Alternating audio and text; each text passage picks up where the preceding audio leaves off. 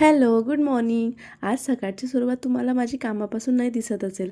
Actually ती बरोबरच आहे. आज काही जास्त कामे झालेली नव्हती आणि मी डायरेक्ट रेडी होत आहे.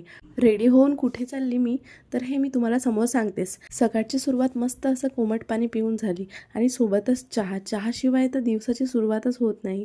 त्यानंतर काय अद्विकचा टिफिन करून त्याला स्कूलमध्ये पाठवून दिले आणि अचानक आमचा प्लॅन बनला.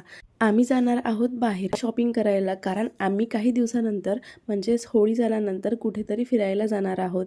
कुठे जाणार आहोत या सीझननुसार तुम्ही नक्की गेस करू शकता आणि कमेंट करून मला नक्की सांगू शकता.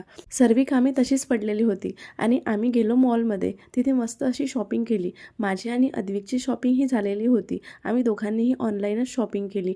आज यांच्यासाठी शॉपिंग केली. यांच्यासाठी मस्त जीन्स टी शर्ट वगैरे आम्ही घेऊन आलो आणि अद्विकच्या स्कूलचा टाईम झाला होता, त्यामुळे येता येता त्यालासुद्धा घेऊन आलो. स्वयंपाक तर माझा व्हायचाच होता आणि ॲक्च्युली यांना गुरुवार होता, त्याच्यामुळे हे लग्नाला जाणार होते तर तिथेच जेवण करणार होते आणि आम्ही दोघंच होतो, तर त्याच्यामुळे मी मॅगी बनवली माझ्यासाठी आणि अद्विकसाठी समोसा घेऊन आलो.